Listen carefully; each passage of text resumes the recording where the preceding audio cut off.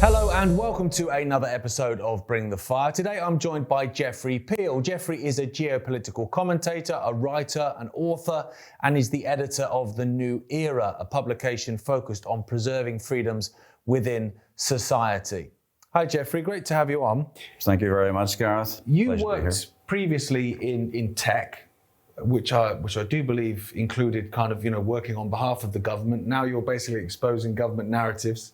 How did that shift happen? Well, 2020, really, pretty much. I was, as you said, I spent most of my career working in tech, pure play tech, technology companies. In more recent years, I became a consultant. So I was a sort of roving consultant advising technology companies and only technology companies, pretty much, on their communication strategies. And helping them with strategy and so on. So I was very much on the dark side. I didn't realize it at the time, but I was from that community of technology companies, some of them global technology companies, who provided a good living for me. In the early days when I set up independently, I worked for just about every major Fortune 100 technology vendor that made that the Fortune 100 list. And previously, I was employed by one of the companies that was behind the creation of networks, local area networks. So I worked with 3Com in Silicon Valley. So I got to know the Silicon Valley community very, very well. And as a result of that, when I was consulting for about 17 or 18 years independently and working for all of these tech firms, I was offered a role representing the United Kingdom, the Trade Department, the Department for International Trade in Whitehall, to help all of these technology companies come to the UK and develop their UK resources.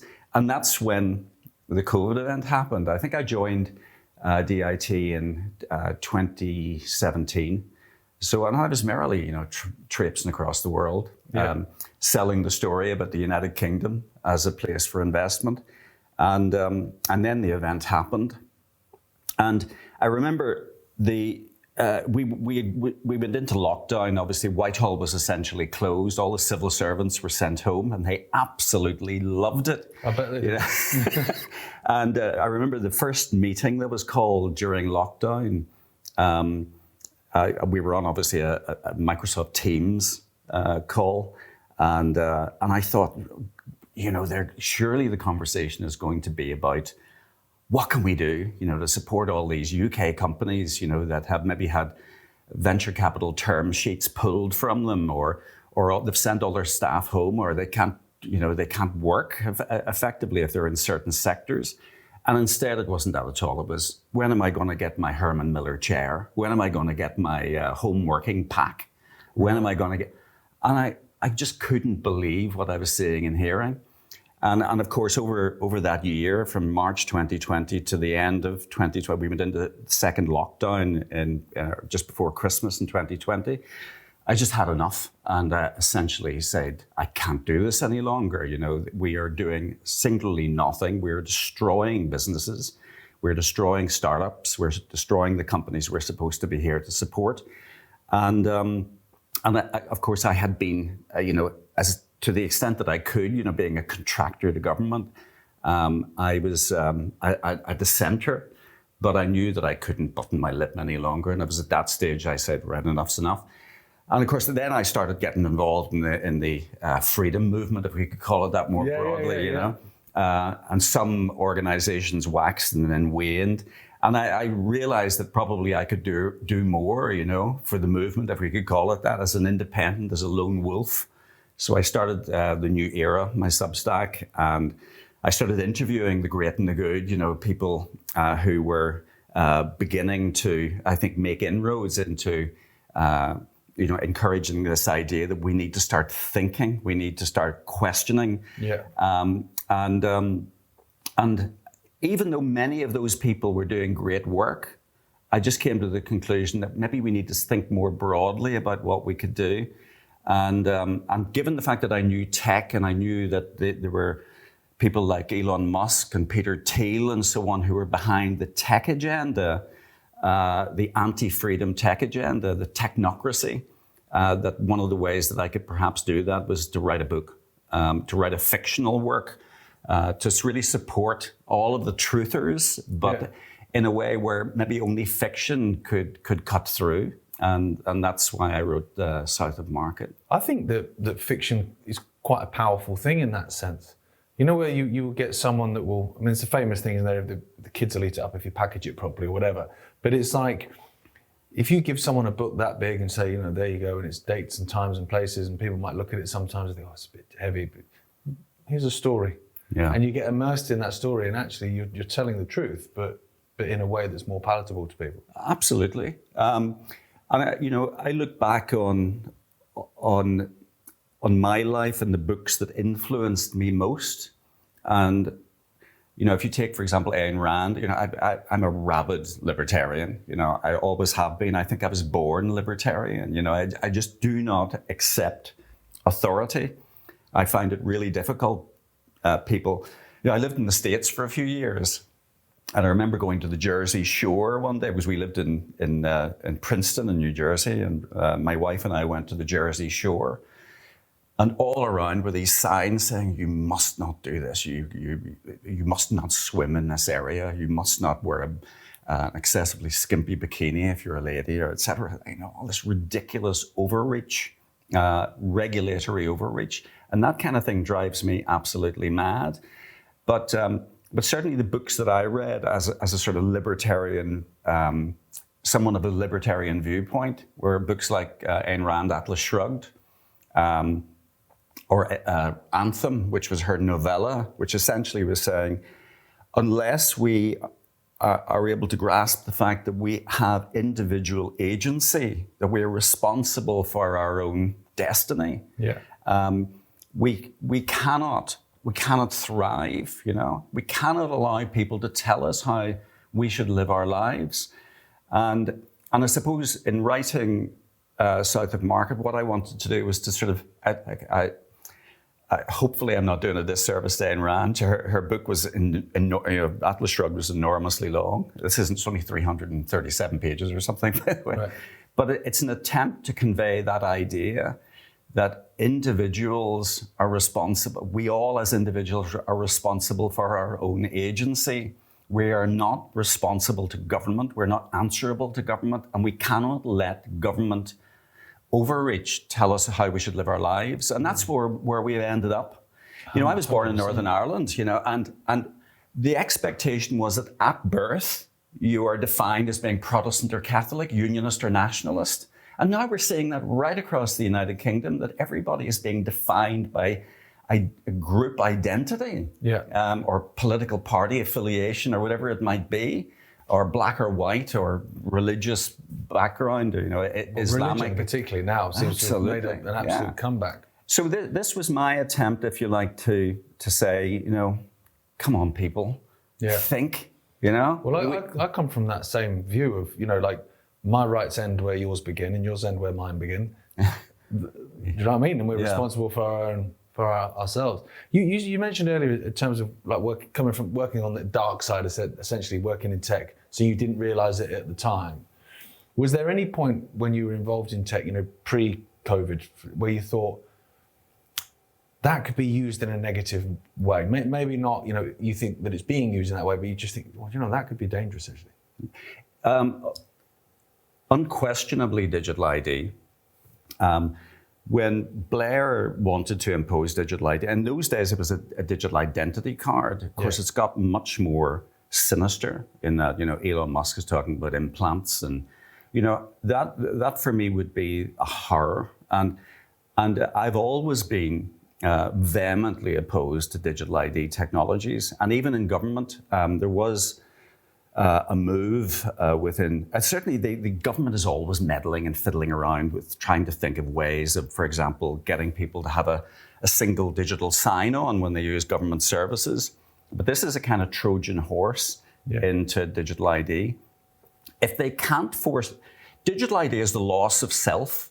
If they achieve this, and certainly there were stealth activities within government and certain government groups, and the civil service obviously is centralist. It doesn't really matter what political party is in power. the civil servants will have their way, and they're constantly running pilots and funding think tanks and doing all of this stuff to drive through a particular agenda. But digital ID was the thing that really drove me to distraction. So much so even that when I was with DIT, we had certain groups that were looking at digital ID technologies and supposedly supporting these companies coming into the United Kingdom. And of course, there's a lot of collaboration. And again, this is something that the book refers to. The collaboration between the Five Eyes network of intelligence agencies, essentially. And of course, Israel is normally in that pot vicariously through the United States. So digital ID technologies are being overtly forced by cybersecurity companies or companies acting under the guise of cybersecurity. Yeah. And ironically, one of my focus areas when I was with government was this whole area of cybersecurity. But Israeli involvement and the involvement of companies like Palantir and so on really eked me out. And I always tried to dig my heels in and say, listen here, individual human agency is the most fundamental right of any citizen in a supposedly free democratic state. Yeah. We cannot allow this to happen.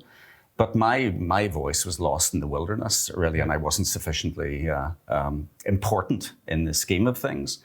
But certainly there is a march towards that, and I think we're seeing now the repositioning of the Trump administrations so that J.D. Vance will essentially take over probably during this term. I agree. And of course, he has been bankrolled by the technocrats, by Peter Thiel and the rest of them, and also the Israeli technocrats. But I don't think people realise that the level in terms of tech power that Israel has, and the amount of cybersecurity firms that come out of Israel. And now it's starting to emerge, but the amount of these VPN companies like your NordVPN and all these major ones that are a big thing now with the online harms bill. People go, oh, that's all right, I'll just get a VPN. It's like, yeah, but who owns the VPN? Yeah, because they've got access to all your data now. Yes, it's a big thing over there. Yeah, you're never invisible on the internet. No. VPN or no VPN, that is the case. The thing though is, of course, that in order to get access to service, if you are giving away your identity, and there's a creep happening. When we travel internationally, more and more we're being surveilled. You check into a hotel now, you have to give your passport. And the passport, in terms of international travel, obviously is a digital ID device. And it is a device. I registered the other day with Wizz Air. By the way, they're a great airline, it's fantastic and everything. But in order to set yourself up an account with Wizz Air, they will scan your passport, and using NFC technology, you tap your phone against your passport, your biometric passport, in order to prove who you are, that you are who you say you are. That type of creep is happening all over the place. Yeah. There's no doubt about that. But I think it's a fight to the death.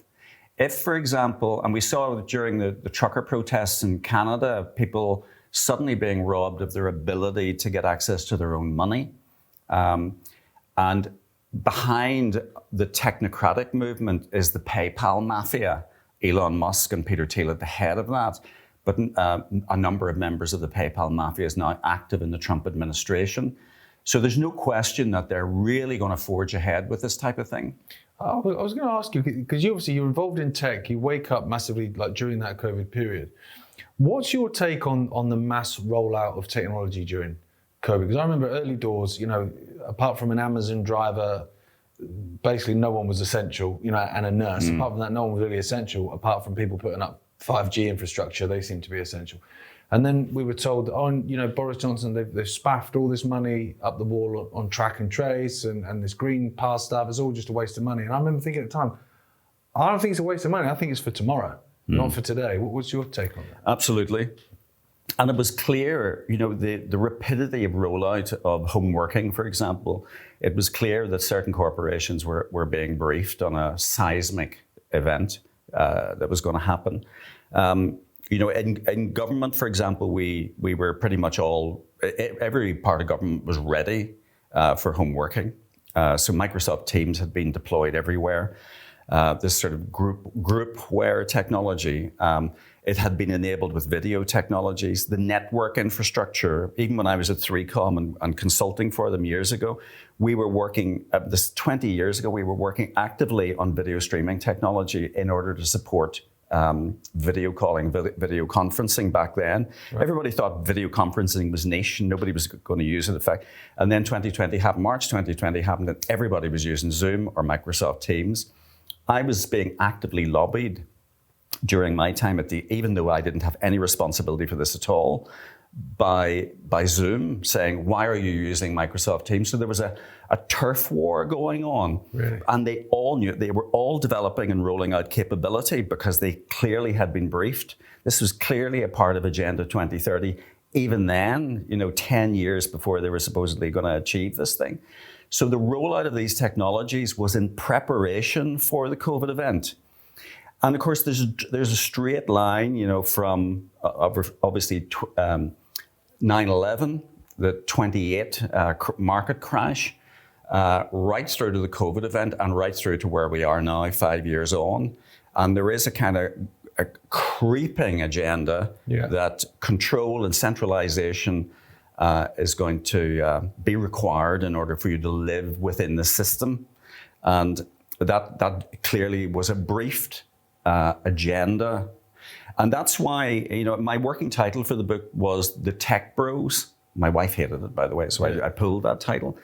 But essentially what I saw in the last 20 years or so, and certainly in terms of creeping around Silicon Valley, was that there were a number of players that clearly had an agenda. And that agenda was beyond simply thriving as individual corporates. Okay. And the one that I would highlight, and the reason I called the book South of Market, was Twitter. I did wonder about the name, yeah. Yeah. So all of the tech companies pretty much that I worked with were in the Bay Area in San Francisco. But South of Market is that part of San Francisco, south of Market Street.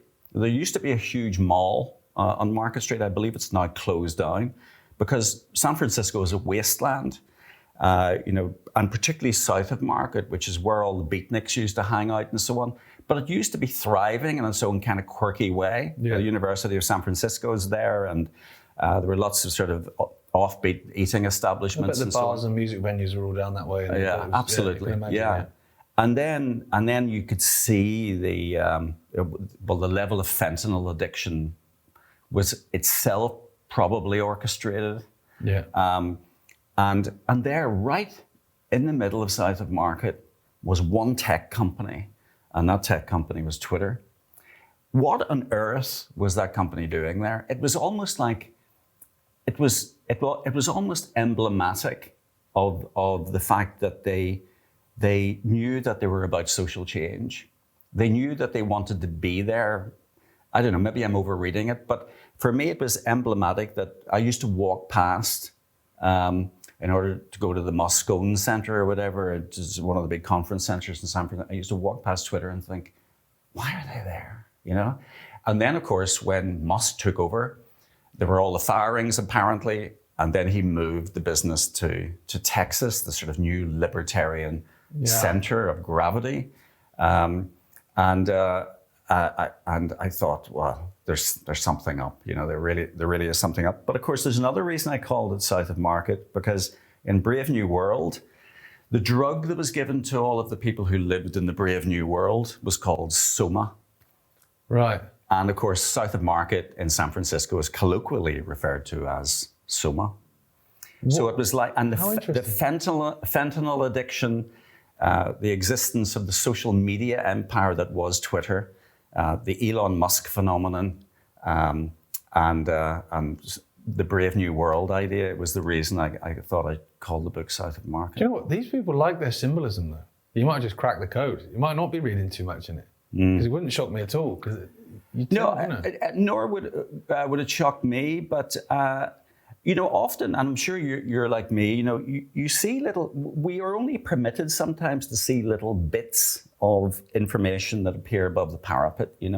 We know that there is a coordinated and orchestrated a series of events happening. I've been exchanging emails the last few days with Piers Robinson, who's organising a truth and justice event about 9/11 in New York on 9/11 actually this year. Okay. And he runs the Institute for Propaganda in Berlin. But I was watching a video earlier today, and he talks about the fact that, he's asked the question in this interview, which is on his Substack.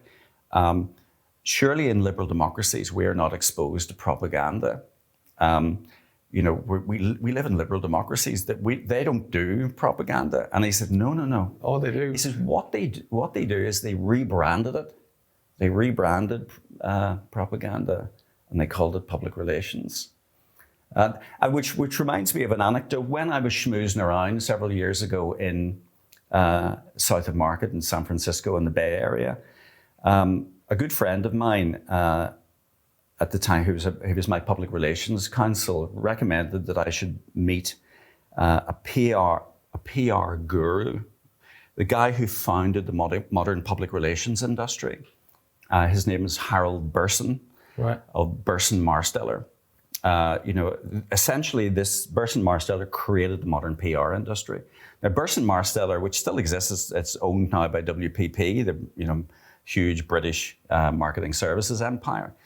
But at that time, he was about 87 years of age, and this friend of mine used to work for him, and he said, "Listen, when we're next in New York, we should go on. I'll arrange to get a meeting with you with Harold Burson." And at that time, he was about 87 years of age, but he would go into the office every day, in his office in the penthouse of his building in Park Avenue. So sure enough, we went in and had a 1-hour meeting with him. And it was very interesting. But like Burson Marsteller represented some of the most repulsive organizations, right, and also government regimes as well. So I was kind of trying to take it with a pinch of salt.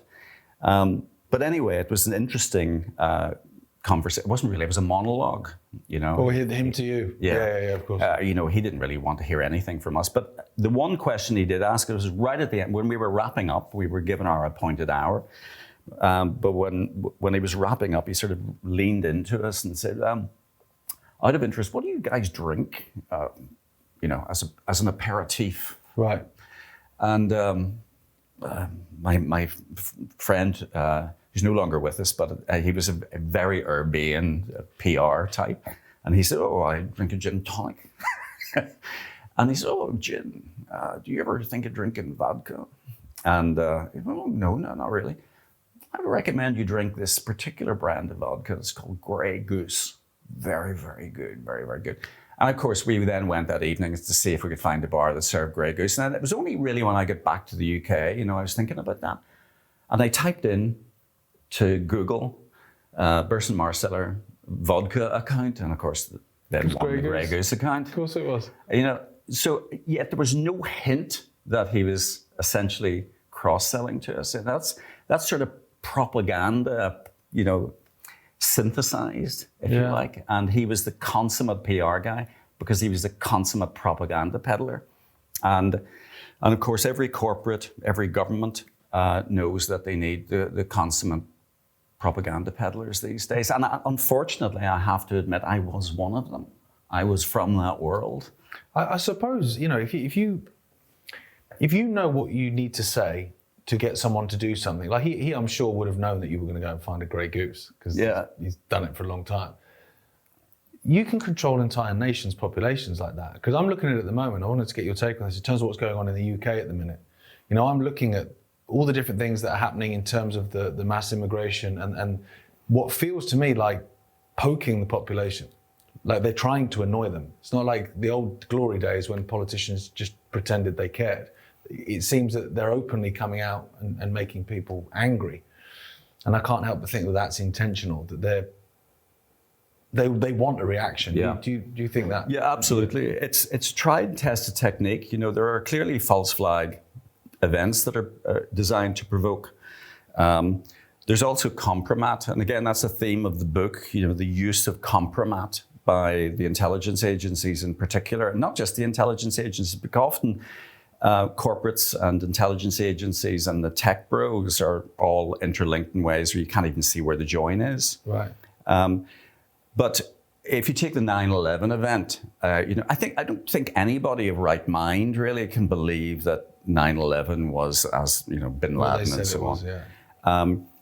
But if you take the 9/11 event, that was an opportunity for the passing of the Patriot Act and all of the draconian measures that have been implemented pretty much since then. 7/7 again. Sonia Poulton has done some great work exposing some of the weird occurrences that happened on 7/7 in London. So could it be that the state is actively involved in the creation of epoch-changing events? These sensational events. Could it be that they're either using crisis actors, which some people believe? I actually believe an even darker. I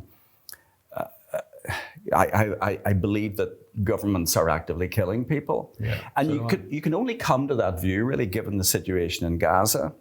You've got the United States effectively arming Israel. You've got the genocide of a population, which 70% of all the casualties in Gaza are women and children who are not combatants at all. And yet you've got pretty much every Western nation ignoring this. We all know that Netanyahu is our latter-day Hitler. And yet no one is prepared to stand up and say it. There's a few personalities coming out. I think the dam is bursting. Yeah. But the fact that they're using propaganda to justify the annihilation of a people in Gaza is beyond belief to me. Or is it? Is it because if they were prepared to essentially do a controlled demolition of the Twin Towers and Building 7, God knows what else they're going to be able to do. Oh, they couldn't care less, mate. They don't care less. Yeah. It's a hard realization as well for people to get their heads around. Because a lot of people, I think even still now, will look at what's happening in the UK or even under Biden in the States is incompetent. Oh, it is incompetent. And you're like, are we still pretending that? Yeah. Like, I'm not saying Ed Miliband and Keir Starmer aren't a pair of ignoramuses. They are. But like you've made the point, the people behind them are the permanent government, and they're the ones that are carrying out these acts. So it's not like Britain's whole energy infrastructure is not being blown up because someone's a plonker. Because if it was, and if someone would step in and say no, absolutely, but it's allowed to happen because it's meant to happen. Yeah, you do get the impression that they are paid actors as well. And as you said in your monologue, it doesn't matter what colour tie they have on or what political party they're from, because democracy in that sense is long gone. Yeah. The institutions of the state, the establishment just cranks on, and nothing ever seems to change. And Trump is a case in point. Trump has essentially entirely lost his MAGA base. His popularity rating amongst younger people has plummeted. It was over 50%, I think, on election day. It's now 20-odd%. And it's like they don't care because they know what the agenda is and what has to be done. But the Epstein thing is a case in point. Pretty much everything emanates from this. Epstein is or rather, what Epstein represents is so important. It is so important for people to be aware of. And it's been made deliberately. They've obfuscated what Epstein represented. He didn't represent as sort of the running of a paedophile network. He did. But that wasn't really what it was about. It was about funding organization. It was about paying everybody off.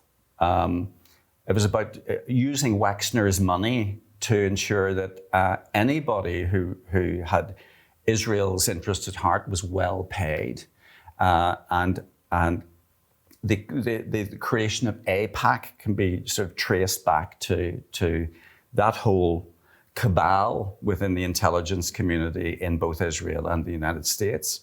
So the politicians are neither, it doesn't really matter. No. But we need to do something, and we need to do it very, very soon to rip the heart out of the blackness at the heart of our so-called civil society, which is allowing this to happen. And I suppose that's what I, again, wanted to present in the book. That I present four main characters who find themselves in a situation like you and I found ourselves after March 2020, where we thought, what the hell is happening? What's happening to the world? What is... and it was the first instance, really, where they saw it for what it was, that these people are prepared to do anything.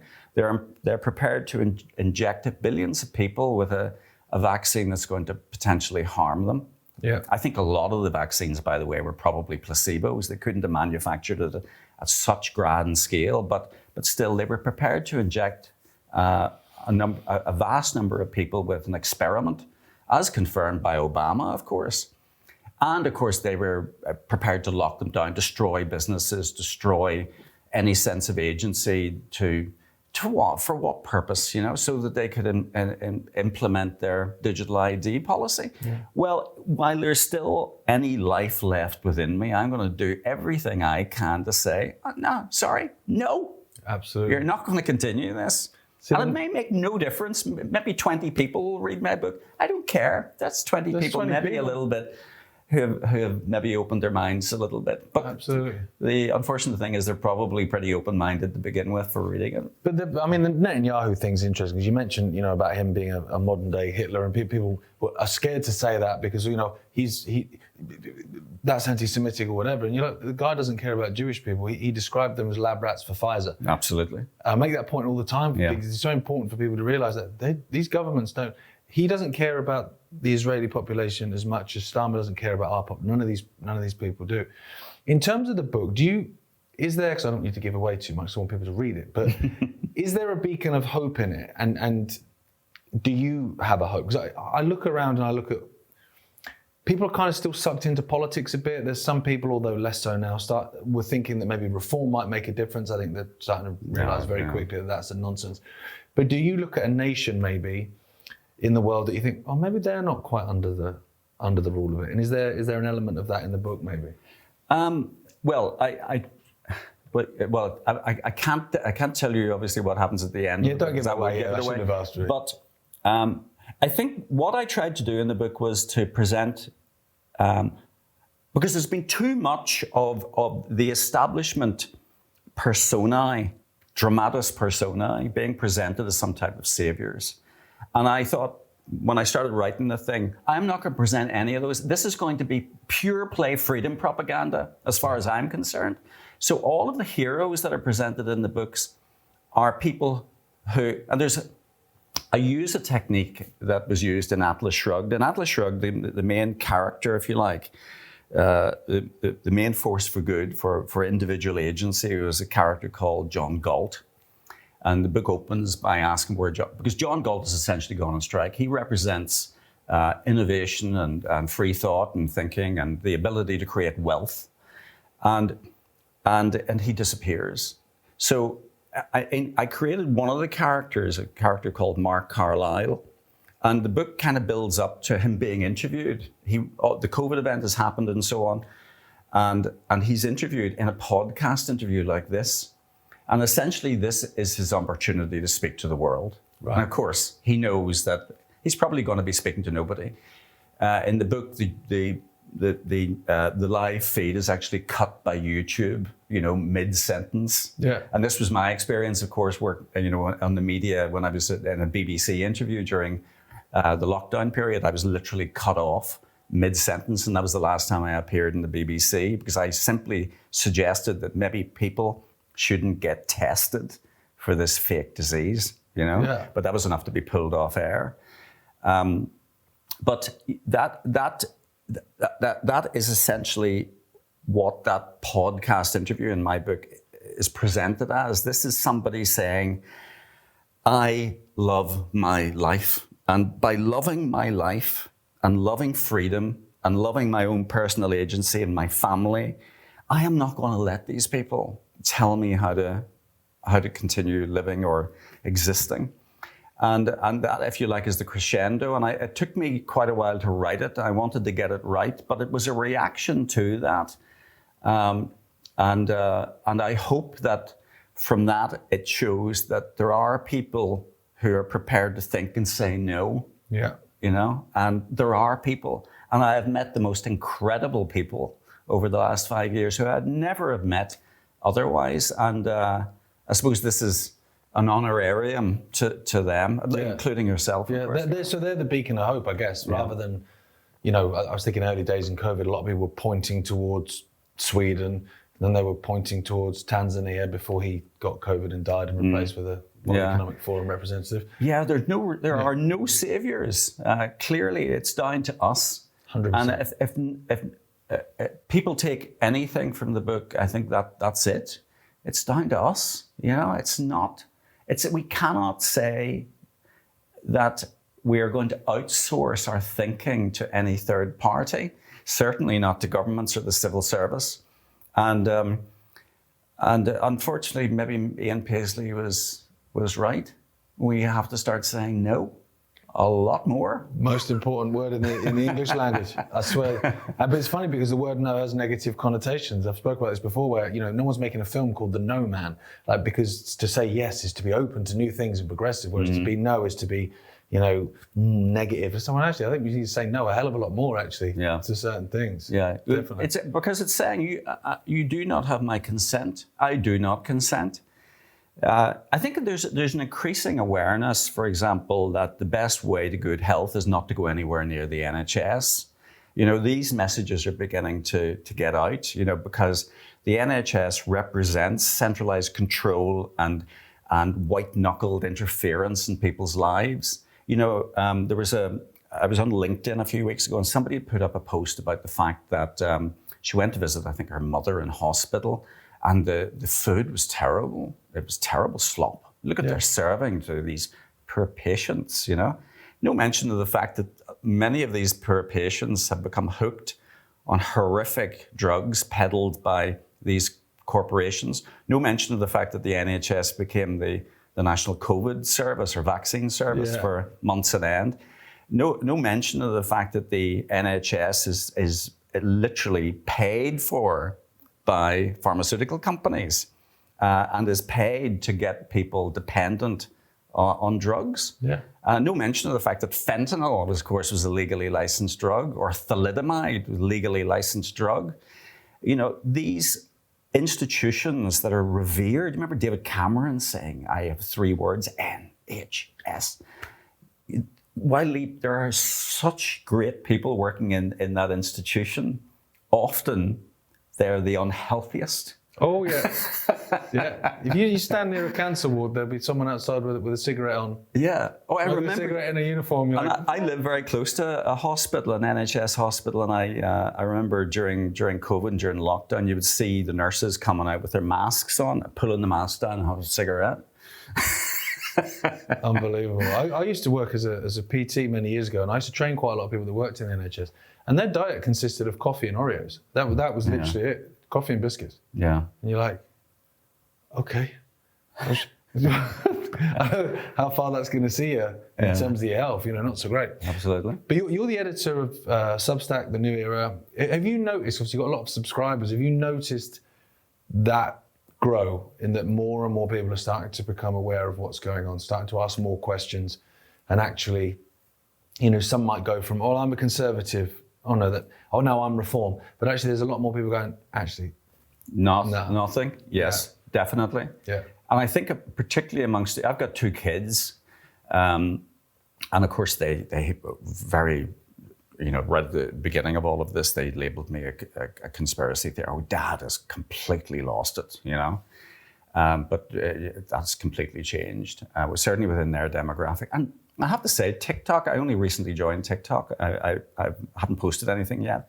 But looking around, people are now overtly questioning any political affiliation.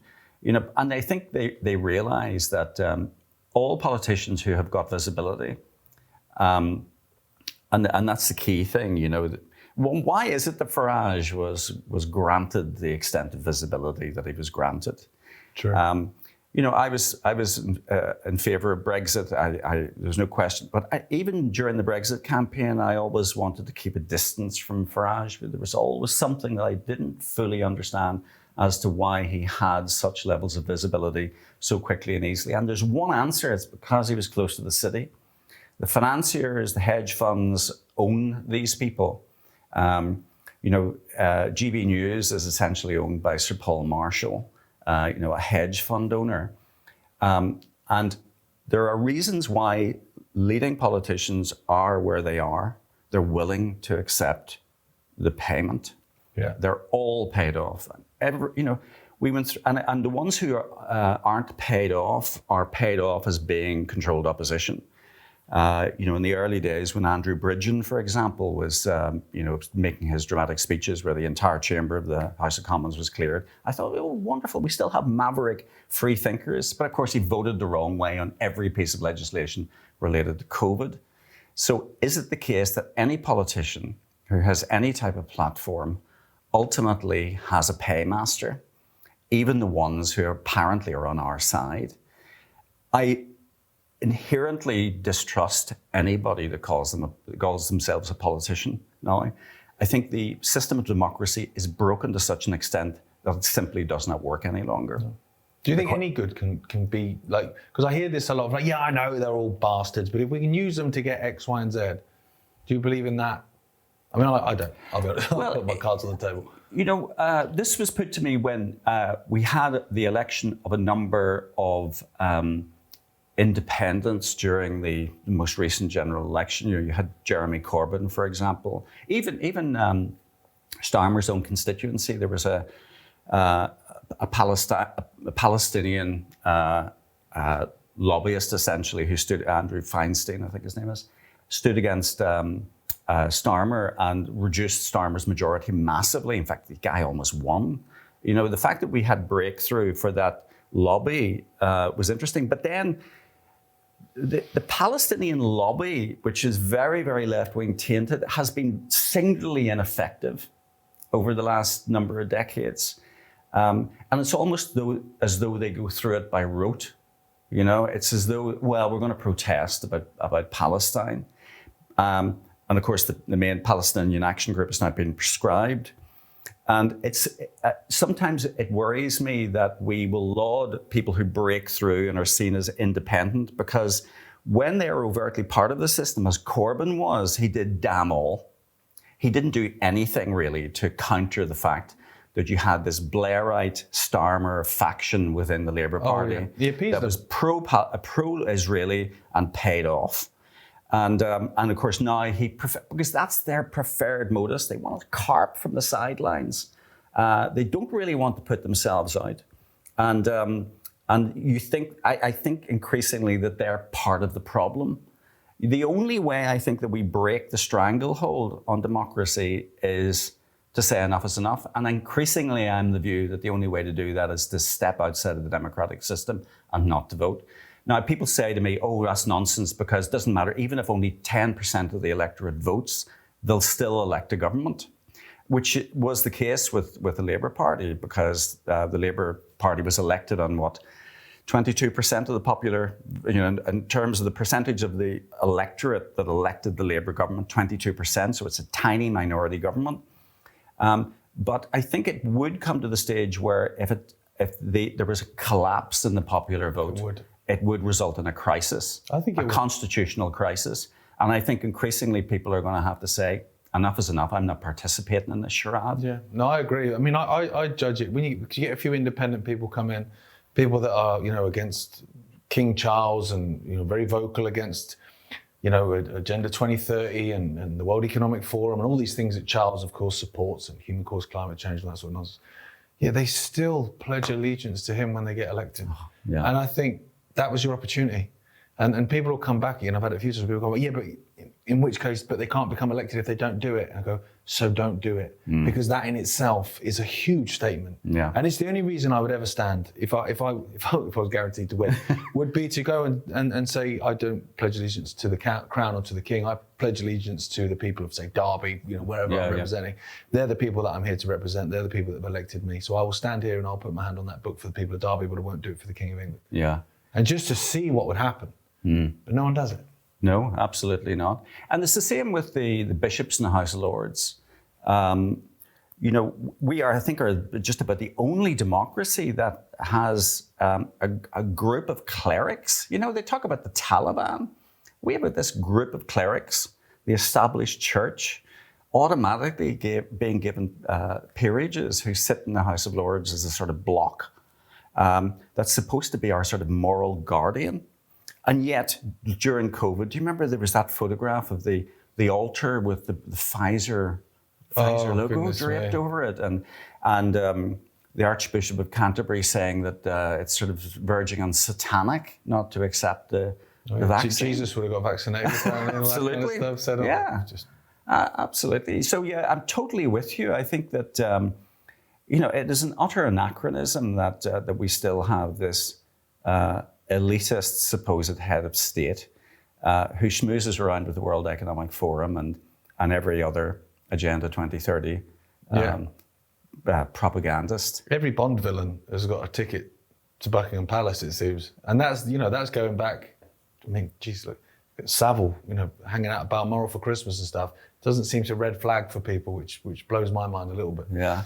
In terms of the book South of Market, where can people get that? And also, I always wonder this: why did you write it? Was it to get the story out there, to try and wake people up to certain things through a fictional format, which obviously we spoke about at the top, or was part of it a kind of a therapeutic thing for you as well? It was definitely therapeutic, and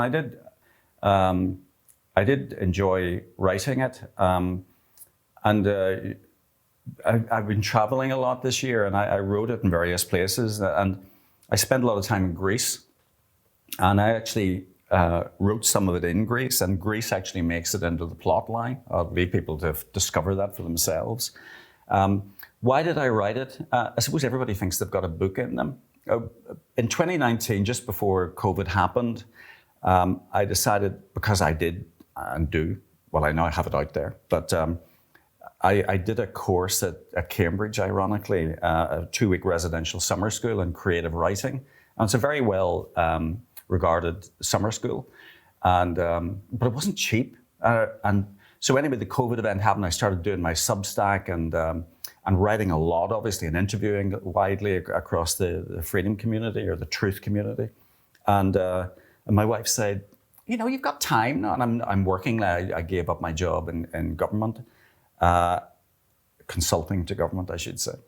And I suddenly found myself with more time. So my wife said, when am I going to get some return from that? She's an accountant, by the way. Right. When am I going to get some return from that creative writing course that costs so much money? And I said, yeah, you're right. I think it is time. So that was part of the reason I sat down. And there's a quote, though, that I read. I don't know if you've come across Tim O'Brien, who was one of the leading whistleblowers about the Vietnam campaign. And he became a novelist. So he used fiction to expose some of the awful things that happened with US involvement in Vietnam. And he said, fiction is for getting at the truth when the truth isn't sufficient for the truth. And I thought, God, what a brilliant quote. And it kind of related to what I was saying earlier about how some fictional works influenced me. No kid will ever forget reading Old Man and the Sea, which is a very, very short book by Hemingway, or John Steinbeck's books as well, The Grapes of Wrath, and all of these wonderful books cause you to stop and think. And I suppose this is my humble attempt. As I say, I don't know how many people are going to read it, but that was the reason, I think, that I just wanted people to stop and think. And as I say, it's my attempt to update Atlas Shrugged for the 21st century. I'm trying to remember what my one was for the 80s. I think it was Jonathan Livingston Seagull or something like that. Yeah, I think that was one of the 80s that everyone was like, have you read this? Just because you could say it at a party, then it would make you sound clever. Yeah. Oh, thank you so much for joining us. I've loved it, mate. Where can people get the book? It's on Amazon, so you can get it in both Kindle and unfortunately I've had to use one of the TechBro platforms in order to sell the book. Needs must. Yeah, but it's on Amazon. So just type in South of Market, Geoffrey Peel, and you'll find it. And there's on the newera.uk, which is my Substack, there's a link to the various Amazon. And it's available worldwide on all of the Amazon platforms internationally, Kindle and paperback. Perfect. Sounds really interesting. I've loved talking to you. I hope you've enjoyed that as well. And thank you so much for tuning in. We'll see you next Sunday when we will bring in the fire once again. Until then, good day.